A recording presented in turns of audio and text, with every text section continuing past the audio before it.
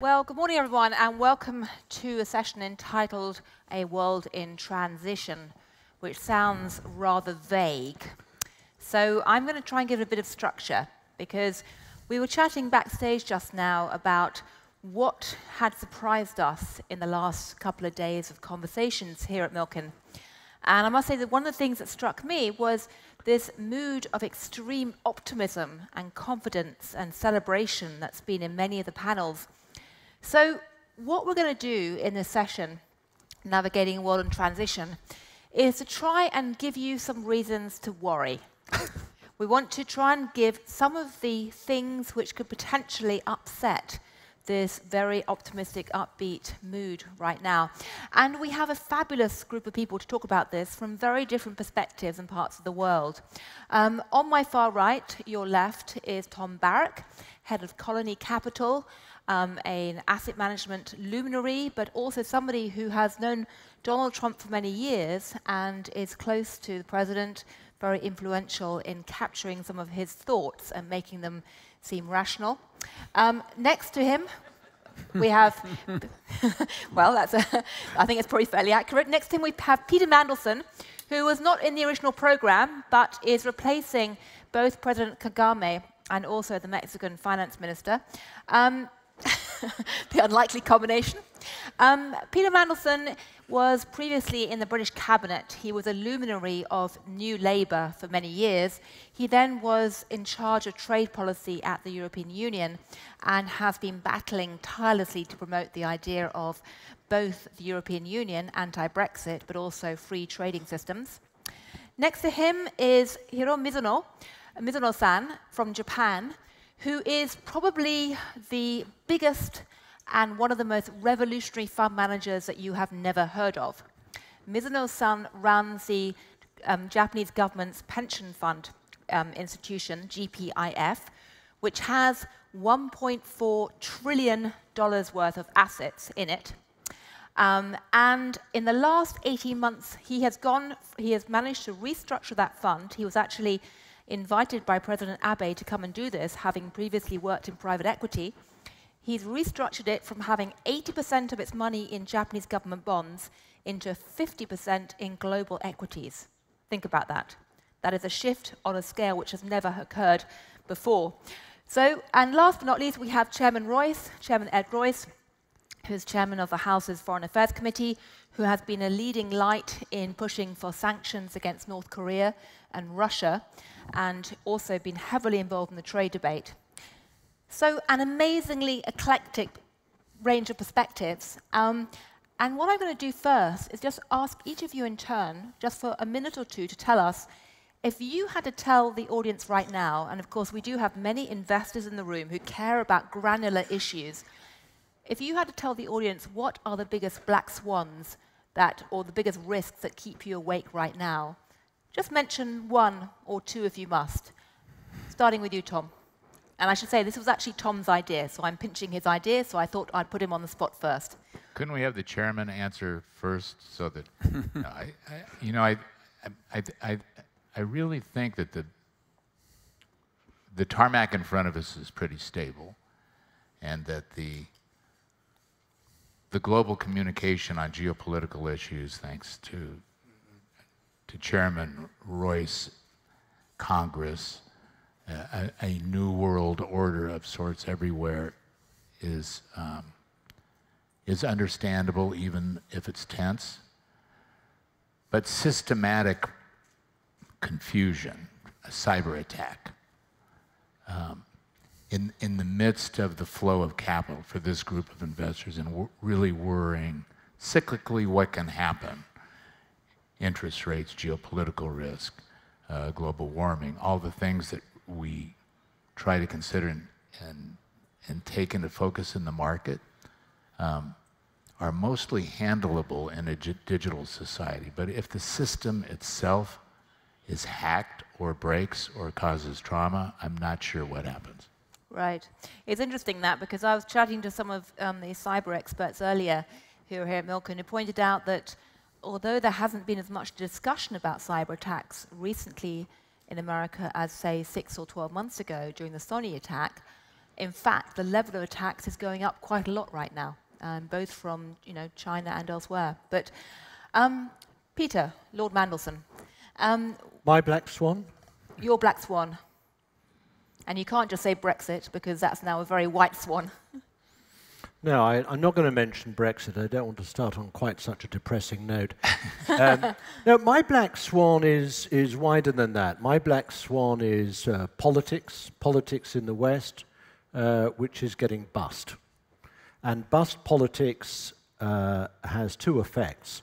One, it generates sort of populist, nationalist pressures on governments and regulators, draws them even more into the economy, onto the backs of businesses, and makes decision-making by investors and businesses much more difficult, because they're having to contend all the time with the greater pressure and unpredictability of public policy makers and regulators. And secondly, it makes it just so much more difficult for us in the West if our politics isn't working, if we're not able to create that sort of center ground, sort of mainstream consensus between what we're doing. It just makes it so much more difficult for us to project our values in the West and to protect our Western interests in the rest of the world if we don't feel and don't have that consensus of public opinion behind us. And I see this most vividly in those two nations which were most responsible after the end of the Second World War for creating the post-war international system, both its system of collective security and the international financial institutions, the Bretton Woods institutions. That was the United States and it was the United Kingdom. Both of those countries are at the moment in danger of being derailed by domestic politics going wrong. Right, well that's fascinating. So we have cyber risk, systemic cyber risk, we have populism politics and the loss of the middle ground, if you like, in the two nations which pushed it forward post-World War II. Mizuno-san, what keeps you awake at night? What worries you? Well, other than how on earth do you cope with $1.4 trillion right, at your disposal? Well, compared to 3 years ago when I came into this position, our portfolio is very well diversified globally. But the inconvenience truth of the global diversification is the modern investment theory tells us diversification makes us less vulnerable to the fluctuation in asset price or volatility of the market. But interestingly, the more diversified we became, the more vulnerable we become to systematic shock. Yes. We cannot really stay away from systematic failure.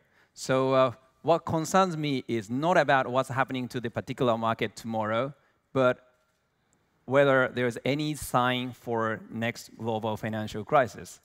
And I've personally been through 3 clash of bubbles since I started working professionally. The first one is Japanese bubble crash, the second dot-com bubble, and then the other Lehman crisis.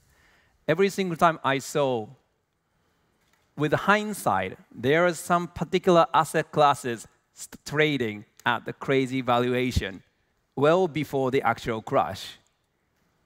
At the moment, I really don't see any particular asset classes traded at that level. So the black swan, I still haven't identified who it is. But I'm really concerned because the overwhelming optimism, which we observe over the last 2 days, people say nothing matters to the capital market. So that's scary. And then there's a lot of the long-term trend. We started paying more attention to a global, sustainability, like a climate risk. And I'm wondering whether we already, paying enough attention to a long-term systematic risk. For example, yesterday I was fascinated by hearing about the capital needs to provide a proper education to African children. If we fail to finance those education, we will face a lot of refugee issue. Yes. Remember 2 years ago, almost all big asset owners underweight euro and Europe because of the refugee issues. Now they are still coming in, but market forgot about it. And that's a systematic risk never been solved. And we have to face that situation. If we fail to finance those human capital and also the infrastructure in those developing countries, we will face the biggest systematic risk. And I don't know whether it's going to happen shortly or very far into the future, but that's what keeps me awake, really. Right. But in terms of the short-term black swan, my black swan is people's too much optimism. Right. Well, as I used to say, the Davos consensus is usually a very good indication of what you should not be trading for. If you trade against Davos, it's usually right. Chairman Royce, what is your black swan? What keeps you awake at night? Well, Gillian, I think there's an antidote for each of these problems, but I think the most concerning thing would be proliferation of nuclear weapons, particularly North Korea and Iran. But we have legislation on that, and we're focused on trying to handle that.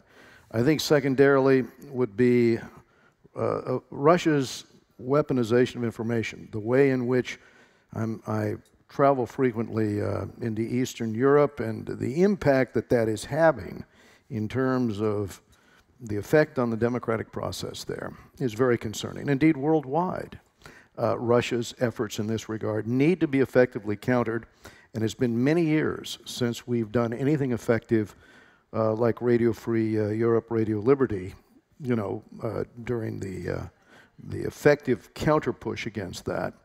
We need to, on social media and with respect to our sanctions, push back and make them feel the price for doing this. And then lastly, I would just say the attempts, the panel hit on this a little bit. U.S. leadership for many years, especially after the Second World War, put in place an effort on international trade to liberalize trade. It lifted 2 billion people out of poverty. It did it with a rules-based system. But Beijing today is pushing an alternative viewpoint on how to do this. It's not based on the same values. It's not based on the rule of law. What we have to sell is high standards and free trade. What they have to sell is very low standards and free trade.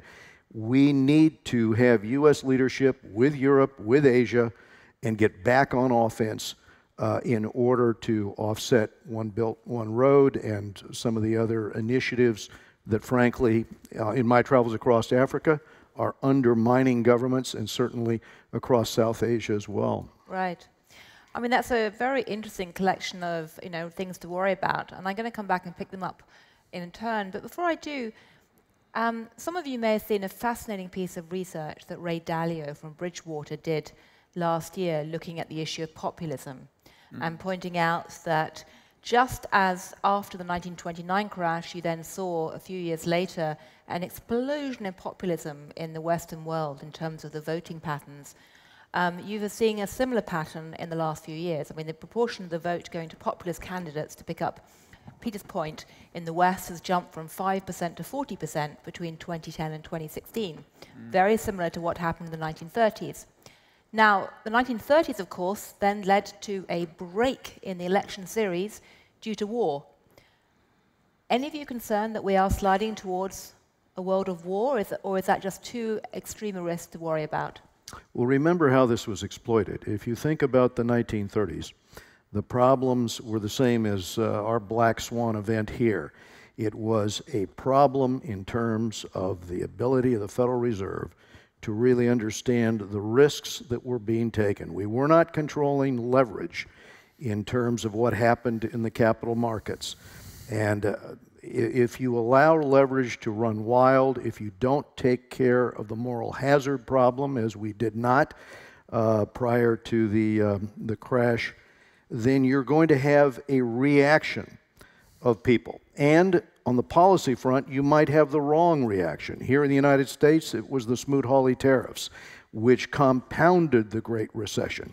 So instead of learning from these things, often our policymakers respond in a way to the populace, and it also drives isolationism. All of this in combination creates an inability to think clearly about the real problems and to fix the over-leverage in the system or to confront the moral hazard in the economic system that you've put in place. So I think it's a fair analysis that you've created there in terms of explaining how people are radicalized in these situations. I mean, I think that what Ray's research revealed was the extent to which across the West, I mean the United States and in Europe, but some other places in the world as well, how these sort of political currents, the populism that he described, is encouraging, in some cases forcing, national political leaders too often, as a matter of course, to elevate national interests, America first, Britain first, Europe first, above the respect for international rules and the operation of multilateral institutions.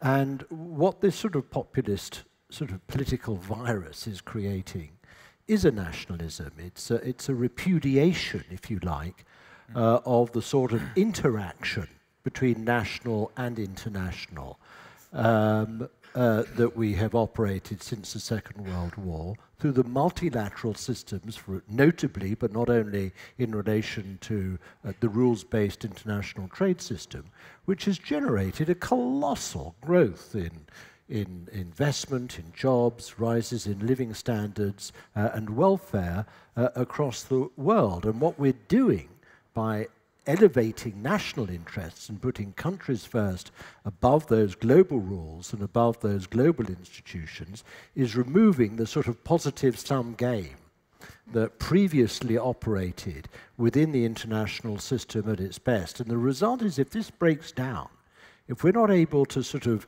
renew that positive sum game, and it requires revising rule books, revising the way in which many of these international institutions work, including revising the way in which the WTO and the multilateral trading system works. Heaven knows it's not perfect. It requires improvement, refinement, changes in the rule books. But if we don't do that, think of what we're putting in jeopardy. We're putting in jeopardy the international trading system. We're putting in jeopardy the international deal that we made on climate change. We're putting in jeopardy the Iran nuclear deal, which has flaws and shortcomings which need to be rectified, but not to junk the whole thing. And my fear is that we make it less easy to deal with Russian revangism, which is becoming such a threatening feature on the international stage. It makes us less able to manage the re-emergence of China, and I think in time it will jeopardize that very collective system of security that we've invested in so much since the Second World War. So restoring that positive sum game in international relations is absolutely vital in my view. Well, I'd like to bring in Tom at this point, because I'd be curious to know whether you would agree with that analysis. Obviously some people would say that your friend Donald Trump has been part of that populist, protectionist, nationalist wave. We heard Wilbur Ross, Secretary Ross, say some fairly strong things this morning on the trade front. Do you think the kind of concerns that Peter has expressed are fair? What do you make of Ray Dalio's research on populism? I mean, look, Peter's point of view is enlightened, and in the position that he's had as trade minister, he has a much more articulate viewpoint. But I look at it differently, and my friend Donald Trump happens to be the president of the United States, so I don't view it as my friend Donald Trump. I view it in saying, look, it's very simple. From me as a trader, my long-term perspective is the end of the day. Peter's long-term perspective is 20 years, Hiro's is 100, China's is 50. We're struggling, right? So trade and our foreign policy and the Marshall Plan really was based on dictating a new foreign policy for the benefit of America. It was not designed for global order. It was not designed to be benevolent to Europe. It was not designed to be benevolent to Asia. It was designed for our own purposes. And as a result, what happened is Europe incubated country against country that had never agreed on anything, had never agreed on language, had never agreed on currency, had never agreed on culture, had never agreed on anything, and had warred for hundreds of years. Asia, the same thing. So all of a sudden, fast forward in 100 years to say now we're this benevolent country and we're looking for a global order, can only be done when you take a point of view like Hiro's and saying, I'm an investor for 100 years. So we were talking before we came in sustainability, which is really an unbelievable topic for him. But in the meantime, the road to globalism is populism. And I think that's what you see this administration doing. What the President, Chairman Royce, across the board have done is said, look, we're going to practice a little bit of dynamite diplomacy. Dynamite diplomacy, I love that phrase. Right. I've not heard that before, but yes. Well, because we'll definitely borrow that in the future. It's a slow-moving train, right? And our system does not lend itself to long-term planning. So we have one of the best chairmen we've ever had in the House Foreign Affairs Committee because of term limits. Fortunately, he's going to come back to us in the private sector, but that's unfortunate for America. So if you think about how do you approach things in order to get results, you have to startle the system. You have to disrupt the system because the system itself doesn't work for America. So starting in populism and saying trade, I mean, there has been no Smoot-Hawley Act initiated yet. There's been no tariffs initiated yet. We talk about aluminum and steel. That's 1% of the economy, right? A service-based economy is what we're really focusing on. And China being a 10,000-pound gorilla, if we're not careful, we'll have one belt, one road coming down Rodeo Drive into Beverly Hills. So it's, to me, the dialogue needs to take place, and what's happening is a more bold mechanism of getting that dialogue going, which is away from all of these very well-functioned entities that take a life of their own. So if you talk about TPP and WTO, and I mean, they have thousands of people whose lives exist on adapting more regulation. So you take Bob Lighthizer, who's the best U.S. trade rep we've ever had in NAFTA. He's going through 9,000 pages of documents. So you need to blow up the system sometimes to make the system, and it starts at home. I look and say, what's the best thing that all of these people can do for America? It's run your businesses, hire the people, make profit, distribute the profit to your shareholders, and don't worry about the rest of it. Can I partly agree with Tom? Yeah, sure. I'd love to ask all of you what you think about dynamite diplomacy, but Peter first. The European Union is not known to be fond of dynamite. The reason I partly agree with Tom is because I do think that there is a role for what I would call counter-culturalism in conducting international affairs. Taking people a bit by surprise, changing the paradigm, creating your own weather. That's the way in which you catch people's attention. I've just been in China 2 weeks ago, and it's perfectly clear to me, both from the public responses that President Xi has made, but also the private expressions of opinion that Chinese leaders made when I spoke to them, that President Trump has certainly caught their attention in a way that, a more business as usual, slightly more predictable, perhaps US president might not otherwise have done. There's a certain sort of ritualism in, making points and reading from speaking notes and telling the Chinese that you're a bit unhappy about this, and could they adjust that, and could we turn a few knobs here and pull a few levers over there, and they sort of say, yes, absolutely. Now, then along comes sort of Trump. You call it dynamite, I call it counterculturalism. I think dynamite is a better word in the headline of a newspaper. But where I part company from you, Tom, is when you say it's good to blow up the system. I think it's very good to send shock waves through the system, but I think it's better for us at the end of the day if we leave the system intact so that we can change it, reform it, refine it, rather than just look at it lying in smithereens on the floor. I'd like to just ask first Chairman Royce and then Mizuno-san. How do you feel about dynamite diplomacy, Chairman Royce? Well, I've tried to look at the WTO data on this and talk to people in the World Trade Organization. And it seems to me if we're looking at excess steel production, overcapacity, Beijing has a problem with overcapacity. And some of those plants are very old.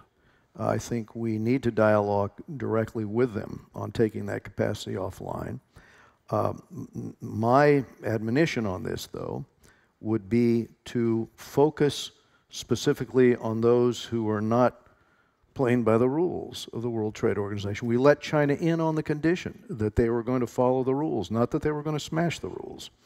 And so, from my standpoint, I would let up in terms of the pressure on our neighbors and our allies, and instead, I would focus all of that energy on explaining what it is to world commerce that China is doing by eviscerating the rules of the game, by trying to work around it. And I would secondarily point out that from what I've seen, you know, in Africa, certainly you know what's happened in Sri Lanka and Maldives and what's happened in Djibouti and Pakistan in terms of these investments now that China is doing based upon a different set of rules, a usurious interest rate, and then taking control of those assets and doing it without employing anyone locally in any of those economies. We've all seen this. What are we going to do, those of us that believe in a fair international trading system, when we watch those assets and ports be transferred over into the hands of the regime in Beijing, and we realize that the rule of law is not being applied here? And my response would be, this is where we have to use the dynamite. We have to identify the specific causation of the challenge we're in and address that. And that's where I want to focus the energy. Now, we have, with the BUILD Act that we're pushing through Congress right now, with the export controls, my legislation to reform those, we have specific bills that are going to address the way in which China is attempting to get around the process, whether it's CFIUS or export controls here. And BUILD Act specifically doubles down our engagement overseas in bringing public-private partnerships and doubling the book of business across Africa and the developing world in terms of allowing equity investments here, which the public-private partnership will be involved in, grants and everything else. But we have to get out there to these markets and continue to evolve this based on rule of law, or it will be undermined. Right. Mizuno-san, I'd just like to ask you, and then I can see Lord Mandelson wants to talk. Mizuno-san, what do you make of this discussion sort of amongst your Anglo-Saxon neighbors about dynamite diplomacy and fear of China? Yeah, I cannot make that kind of dramatic statement, I'm afraid. But if I put make a comment from investors' perspective, one of the risk factors all the investors are looking very closely is the interest rate. And US 10-year Treasury reached 3% for the first time over the last several years. And it is a reflection of the people's concern about potential trade war, which result in higher consumer price for US people. I mean, recently, the tariff on steel and on aluminum, I understand that Japan and the US had a heated discussion on that one, but most of the steel US imports from Japan are special purpose steel. So there's no domestic manufacturing capability in the US, so they have to buy, the US user have to buy it at the higher price. So over the last 10 plus years, I think all the investors, particularly a bond investor, their basic assumption was world is going to be more globalized, more free trading. So free trading basically, or globalization basically means, they can buy the product from the most cost-efficient producer. So there's always a huge pressure on the consumer pricing whenever the trade becomes global. So now that the basic assumption being challenged, and the people are concerned. So I read the article talking about this. This may be called by historian Trump inflation, but that kind of basic assumption being shaked at the moment.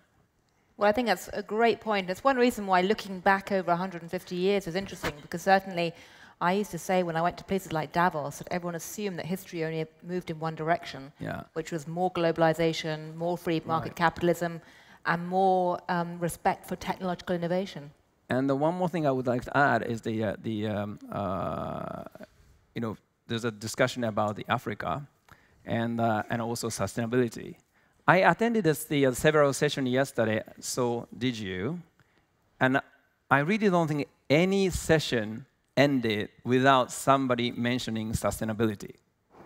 Sustainability suddenly become a buzzword in a business, in education, and everything. And even President Trump said a couple of weeks ago, US trade deficit with China is not going to be sustainable. So sustainability is a keyword in everything these days. And we just need to make sure that the other developing country will have a sustainable growth.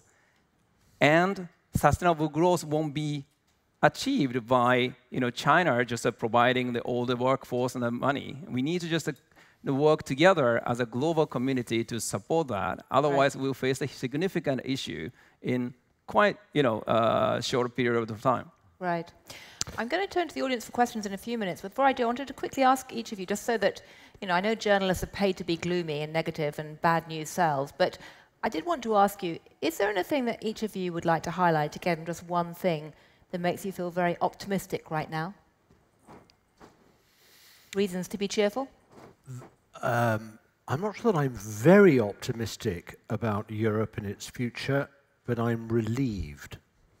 Continental Europe. Continental Europe. I am relieved that given the various moments during the last decade when Europe's successive crises look set to derail the entire project of European unity and integration, it's clear that Europe now has emerged from this decade-long series of crises, starting with the global financial crisis and the banking crisis, which turned into a sovereign debt crisis in the Eurozone, which turned into a political crisis in the European Union, that then ushered in years of austerity and loss of living standards. Then we had the refugee crisis, we've had terrorist events, and finally, to cap it all, we've had Brexit.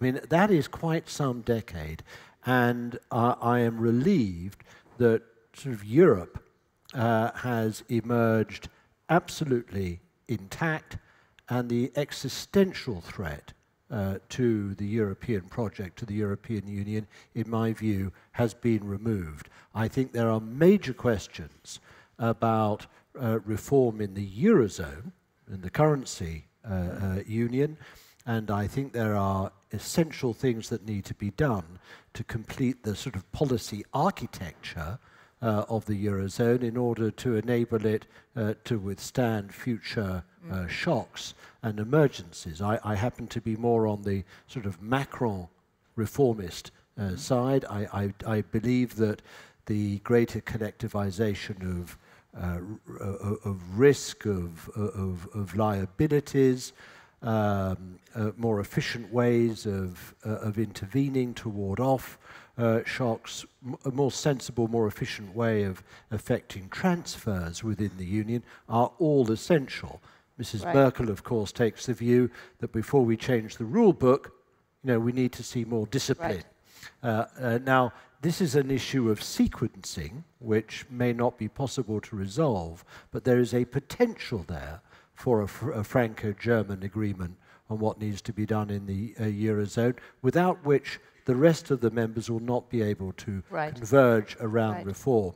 But for me, I'm more optimistic than I was about the state of Europe and the European Union. Well, that's interesting. And of course, Greece is still in the Eurozone, which not everyone thought it would be a couple of years ago. But Tom, what makes you feel cheerful right now? Well, I mean, I agree with Peter. I think Europe is the flavor of the moment because it feels like it's cycling a few years behind the U.S. and growth. But Hiro and I were talking about the threat of immigration, right? I mean, Europe is the natural nest to immigration of 200 million youth in the Middle East who, if you don't give them jobs, if you don't give them hope, if you don't give them a scent of capitalism, are going to go someplace. And the closest place to go is Europe. Now, you add Africa to that, over the next 20 years, you have an epidemic. You have a real crisis. So I look at it simply and say, if you have stabilized economies in developed countries, I mean, in the U.S., great investors, like most in this room, are buying ETFs and passively invested indexes because the momentum is at your back. And when the momentum stops, then actively traded becomes interesting, right?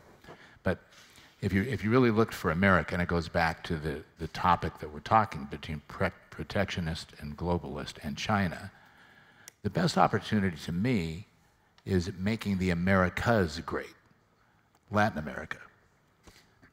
So you take Latin America and Canada, you take 3,000 miles of border along the U.S. You combine those protected by oceans, the strongest navies in the world. The exports of the U.S. to Latin America are 3 times what they are to China. We're going to an almost positive surplus in Latin America, where we have a $500 billion deficit with China. So just as an investor, if I looked and said, what am I the most optimistic about? You have the same problems you've had in Latin America forever. We've neglected it. It hasn't been there. NAFTA is refocusing things. I think the opportunity is Latin America.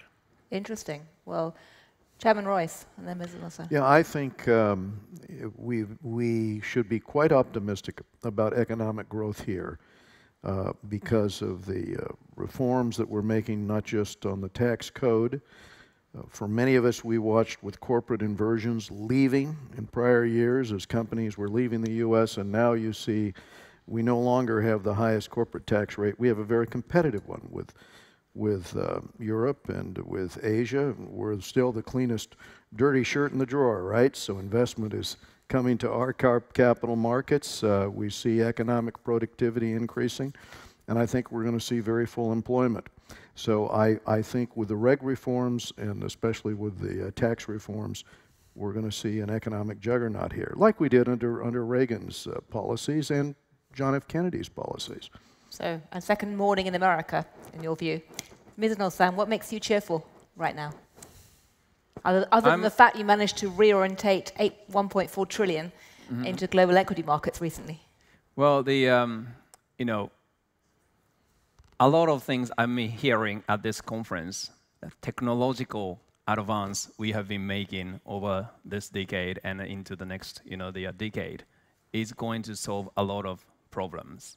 Because in the history of mankind, technology always solved a lot of social issues in the end. So I leave it to these, politically more minded, people to discuss about the foreign policies, etc. But the technology's impact on the other people's life is going to be fascinatingly positive. Right. And then, I don't want to talk too much about the other, the climate risk, but 10 years ago, nobody thought the solar power will be this cheap. Yeah. And without the technological advance, enabled last 10 years, talking about the reusable energy was just basically talking about the dream and the passion, but now becomes a real, commercial judgment whether it makes more sense to build the, fossil fuel power plant or, solar power plant or wind, the power generation plant. It just becomes more like a realistic commercial judgment. Yes. And technology always changed the, ideological, debate into commercial or practical debate, which I think I see a lot of hope for that. Right. Well, that's a great note to end that part of the discussion on. But I'd like to, I'm conscious there are a lot of people in the room who are very knowledgeable, very experienced, and very thoughtful. So I'd like to see if anyone in the room has any questions for our panel. It would be courteous but not compulsory to identify yourself. I believe there should be some microphones in the audience. And do keep your comments short, because we have touched on a wide range of themes. So, anyone got any questions for any of our panelists? Stunned silence. Everyone is either totally optimistic and cheerful, or has fallen asleep. I'm Bill Hanway from AECOM. Lord Mandelson, is there a path to reversing Brexit in your mind? I don't think we've had or heard the last word on Brexit. I think that partly because the British public, when they very narrowly voted for to leave the European Union, and just bear in mind that those who voted to leave represented 37% of the British population. I mean, 52% of those voting, but 37% of the population voted to leave. And I would say that since then, there has been a dawning amongst many of my fellow Brits about the sheer complexity of what is involved, the difficulty in negotiating a deal for Britain outside the European Union that would secure our trade within it. And bear in mind, it's the largest such market of anywhere in the world. We're talking about 500 million people on our doorstep, in our backyard, where we have completely full enforceable rights to trade in goods and services. Now, people were told at the time that it would be the, quote, easiest thing in the world to negotiate a separate trade deal with the European Union that would secure that trade, where 50% of our goods exports are sold. That's turning out to be very different from what people expected. They were offered promises on new money for the National Health Service. They were told that creating alternative trade agreements with countries around the world would be as easy as falling off a log. That too is not quite unfolding in the way that was predicted. So the public are having some considerable reason for doubt about the original premise and prospectus that they were sold. And the second reason why I think we have not heard the last word is that the government, the cabinet themselves, who are negotiating our exit from the European Union, are quite fundamentally divided between those who want us to operate a soft departure. They're soft levers. Essentially, they want to see Britain leave the European Union, but leave us as far as possible remaining inside the economic structures of the European Union. They're what I would call soft levers. And the other part of the cabinet consists of clean breakers, people who say, no, let's just walk away and work out how we're going to earn our living in the rest of the world without being chained to the European Union. And because of this disagreement, because of the dawning amongst people that it was a lot more complex than they at first realized, because there's a lot of disappointment about the promises that were originally made, I think Parliament is going to have to take back what the government is negotiating and put it under very, very strong scrutiny and questioning indeed. And if Parliament can't decide on whether the deal is good enough, I think they've got to put it back to the people in a further people's vote. So watch this space. Any more questions? Question in the front, yes.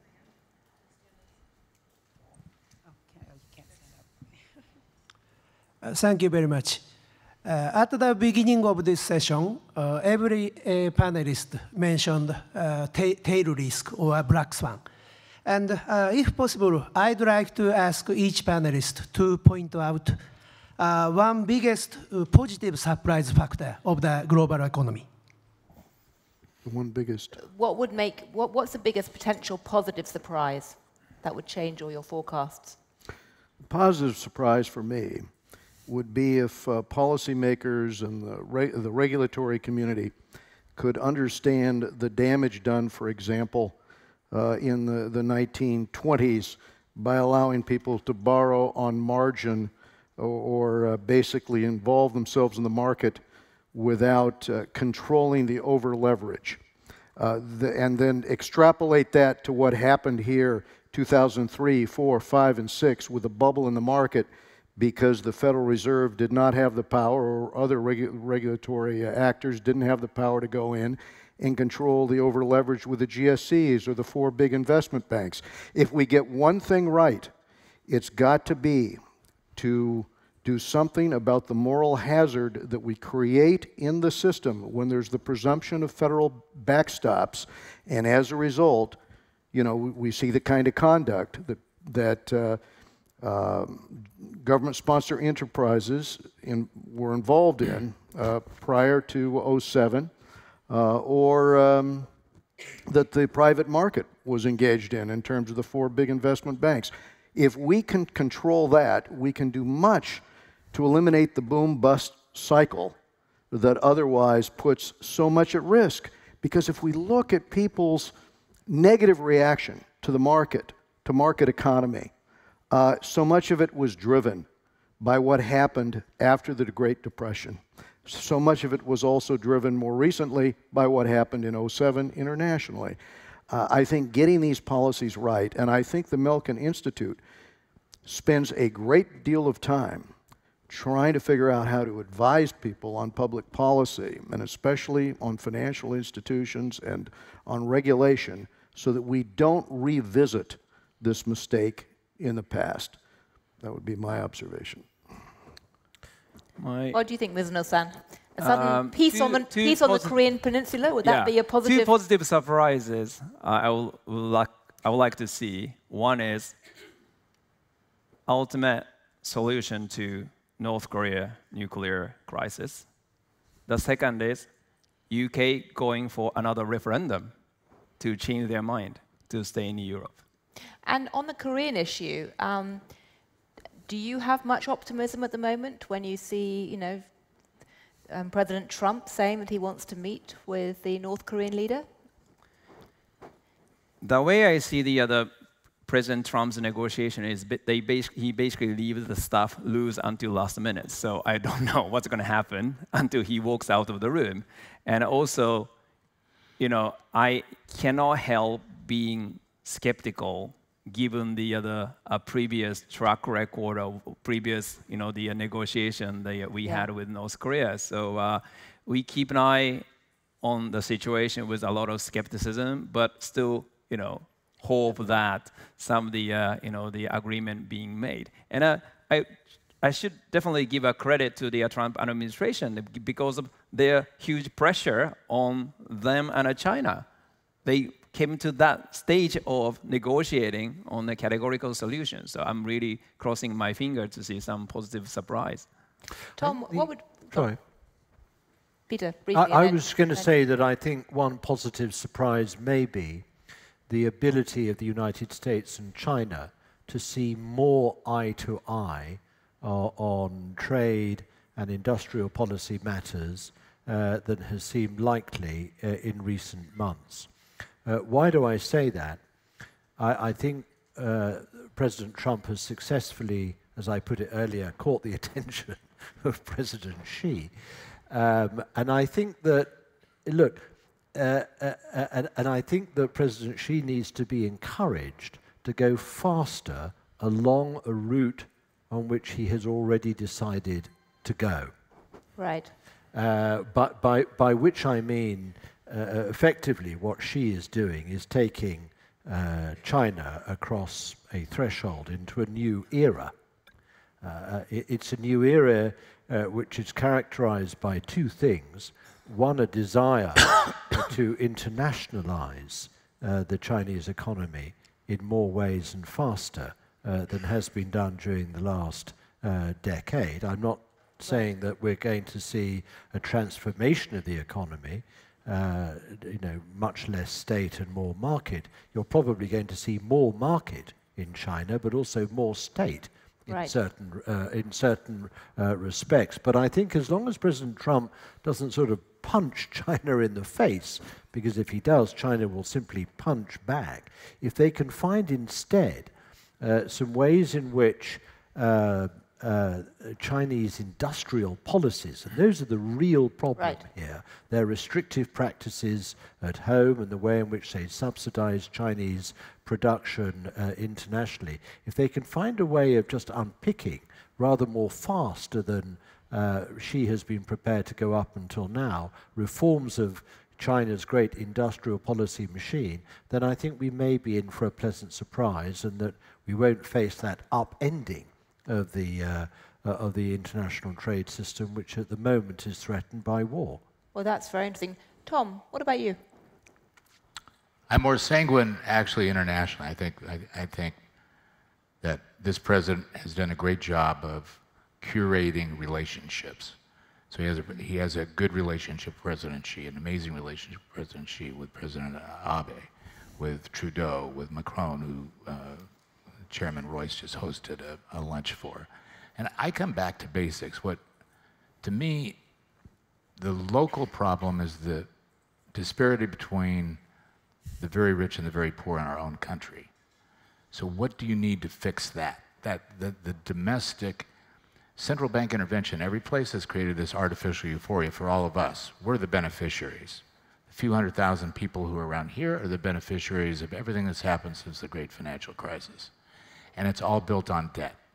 And everybody forgets that it's built on debt. So when Chairman Royce goes to do a bill, 90% of everything that's in this budget that's funded is already entitled. So how much of it can you carve or sculpt? And meantime, we don't have a public school system that works. We have individuals in this city that have to go to an emergency room for health care. We have a veterans program where we have 150,000 people on the street in downtown Los Angeles.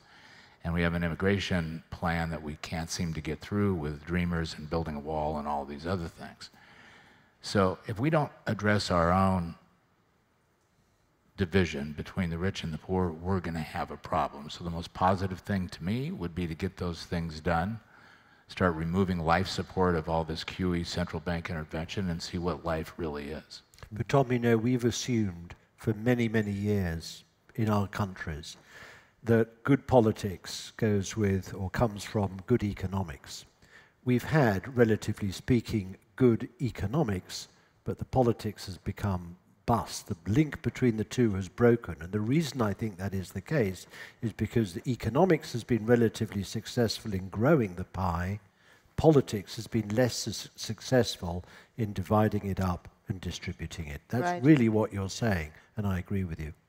Well, I must say it's one of the interesting things if you go back to the Ray Dalio chart on populism, and people often say, well, isn't populism just a function of bad economics? Well, of course, right now populism, the share of the votes going to populist candidates has risen sharply amid an economic boom, and that's what's so thought-provoking. But we have time for perhaps one other quick question. Do we have a microphone?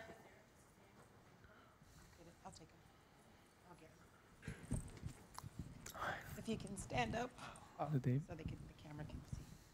Do I stand up? Stand up, please. I'm Richard Blum. I'm known to a few of you. Tom, you mentioned the Marshall Plan being good for the U.S. It was good for the U.S., but it was really good for Western Europe.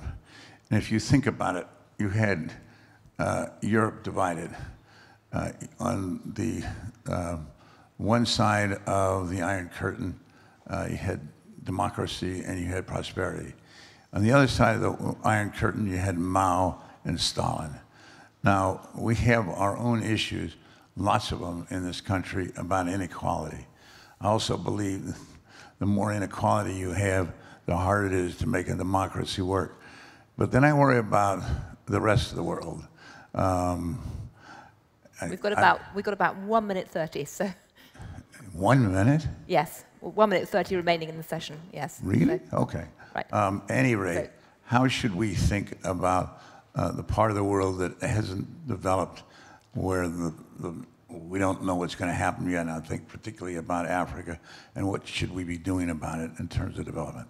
That's why we just passed the Millennium Challenge account, or the Millennium Challenge reauthorization. We just passed the AGOA, African Growth and Opportunity Act reauthorization. That is why we're going to pass the BUILD Act. That is also why on the sustainable front, we passed the bill, my legislation to abolish the ivory trade and to try to work on sustainable development in Africa, to set up a national park system across Africa so it will be sustainable. This is where we must put our focus, and we're also doing it on education, on our initiatives with education in Africa and connecting people to the internet in Africa. So all of you who are investing in Africa, I encourage you to do so. These are very important points that you're raising. Well, that seems like a nicely optimistic note to end on, not simply because it shows that Congress is doing things, which is always an optimistic note to highlight, but secondly because it actually shows that there is at least some tiny effort to deal with some of these big global inequalities and threats. So just remains for me to say thank you very much indeed to all of you on this very wide-ranging discussion, and let's hope that we can celebrate the white swans, not the black ones, worry about the black ones. Thank you.